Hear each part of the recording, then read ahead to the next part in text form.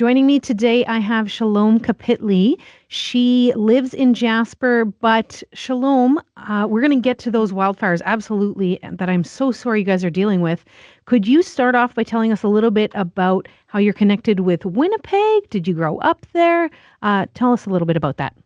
Yeah, for sure. So my family immigrated in Winnipeg back in 2008.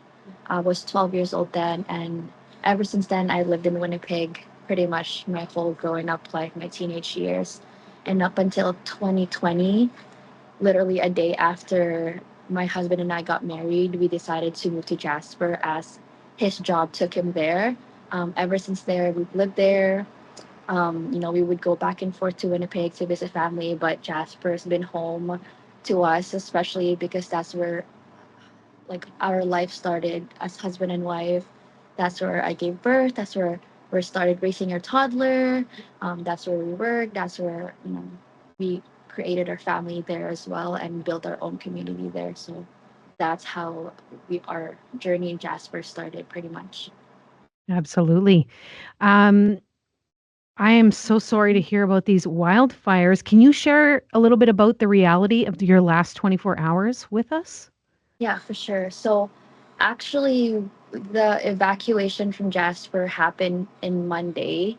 Um, what happened was there's every year there's always like wildfire, scare for us as we are literally surrounded by the mountains and just forest fire. Well, we're pretty much just waiting for it to happen, right? But especially this year, it's been super dry, you know, very like gusts of winds have been coming in and out. So we knew that something might happen because it's happened before, but it hasn't happened this bad before. So we were prepared for the thought of it happening. So on Monday, Jasper pretty much told us that there's been wildfires around town. Nothing too close to town yet, but to be prepared to start packing your things as there might be an evacuation happening. They didn't tell us when just yet, but to just prepare. Around, I think, 8 p.m., we heard from Jasper Municipality that the fire has already spread near town site. So again, obviously, everyone started getting scared, but still no concerns of us moving out of town. Around 9 o'clock, they said that there's already an evacuation notice. It's just a notice. We still don't have to evacuate. We're still at home. It's around town, but we can still stay at home. And just under an hour after that, we were told to evacuate our house. With less than an hour, we had to pack as many things as we can.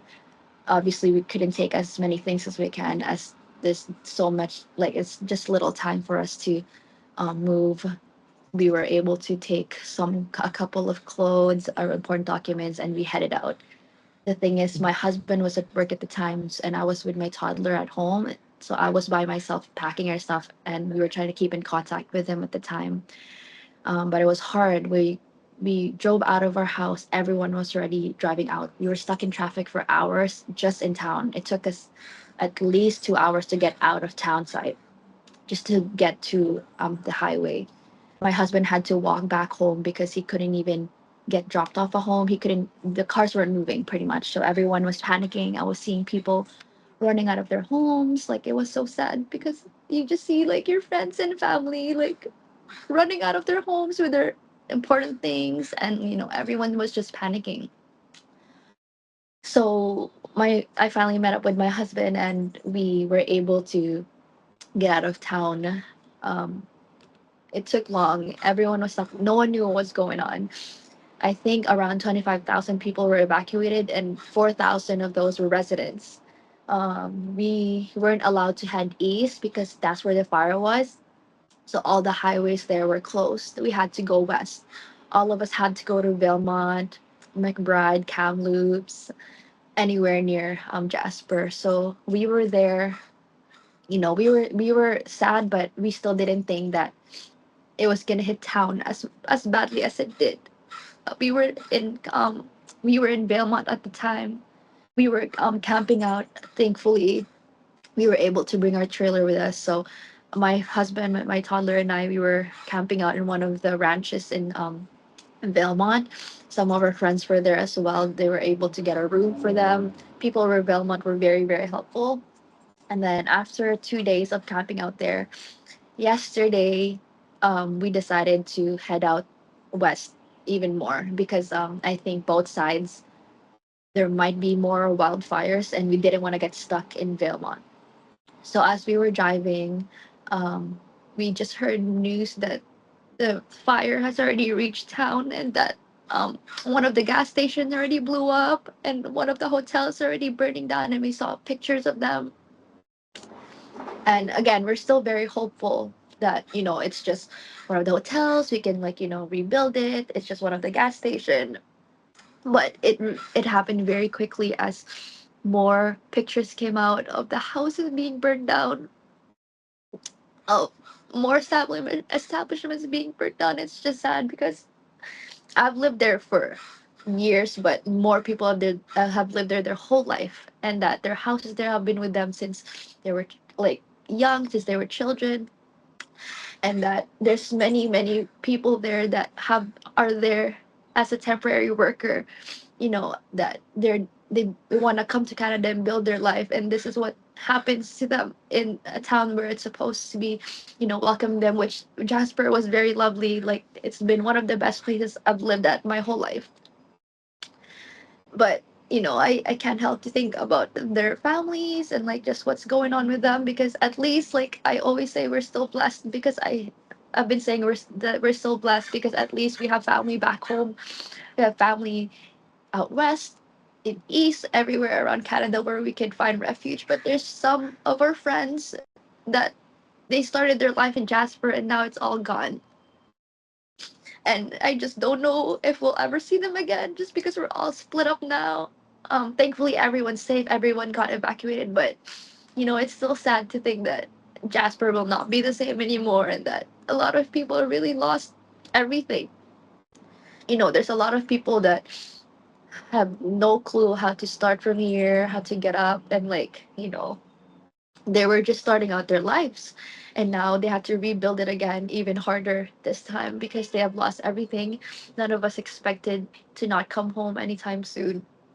So just right Yeah. now we're really just praying for everyone's safety.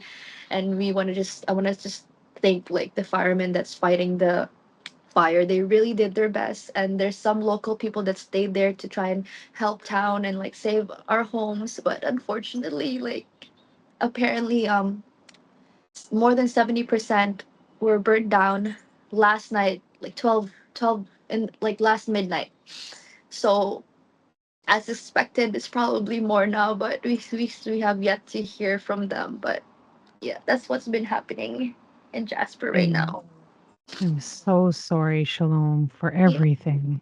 That is terribly difficult, and we will be praying as well.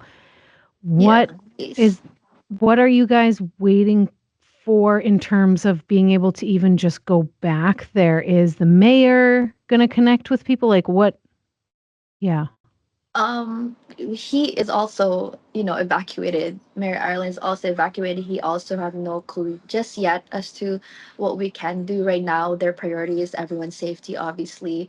But as of right now, there's still people that are stuck there. Like the people that were trying to fight the fires, some are still stuck there and are not able to come out. And unfortunately, more fire leads to thunderstorm, and more thunderstorm leads to fire. So we're hoping that it just, we're praying for rain. We're praying for it to all settle down so that we can all figure out together what to do and how to get up from here, and like how to, if we can even retrieve some of our stuff. But right now they're just not letting anyone in for safety reasons, obviously. Yeah. And Oh, we're all kind of just in a limbo waiting.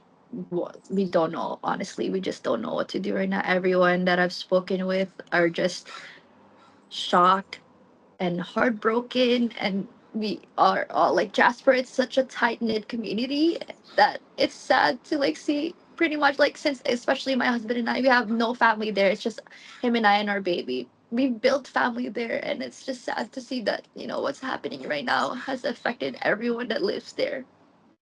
absolutely. Well, we're going to ask our listeners to pray for all the residents who have been evacuated, for the people still there, and to pray for rain.